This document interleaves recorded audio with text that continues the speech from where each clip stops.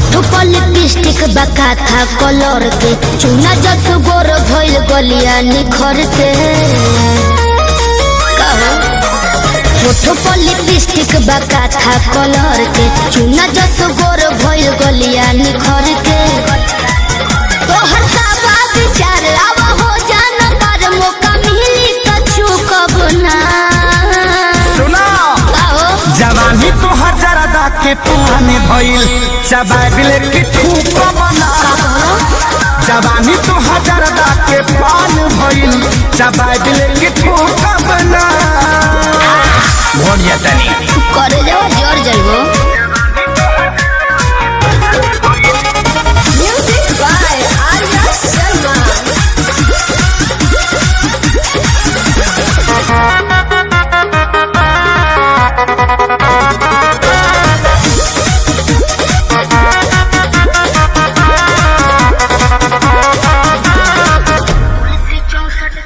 तुलसी 64 की मामी ये राजा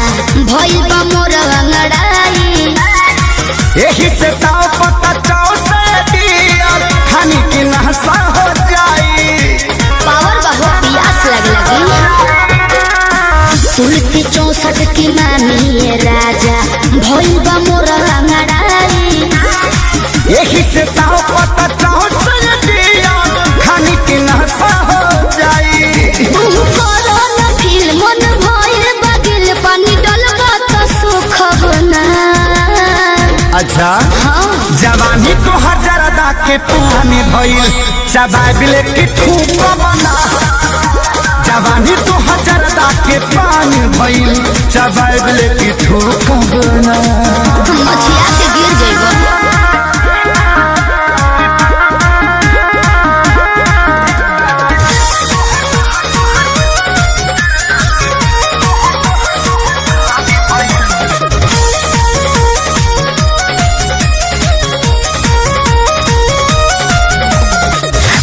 बनी कलकत्ता के भइल तोहरे ला कटल सोपारी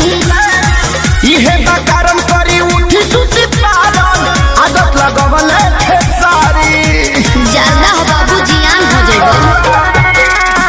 पता बनी कलकत्ता के भइल तोहरे ला कटल सोपारी इहे बकारम करी उठी सुती पारन आदत लगवल खेसारी रोजे आंसू विवेक खाई चाहे के लाइन दी है तरू कब ना जवानी तो हजरदा के पुराने भइल चबाबिल के ठूक बना जवानी तो हजरदा के पानी भइल चबाबिल के ठूक बना फिर घुट जाता नहीं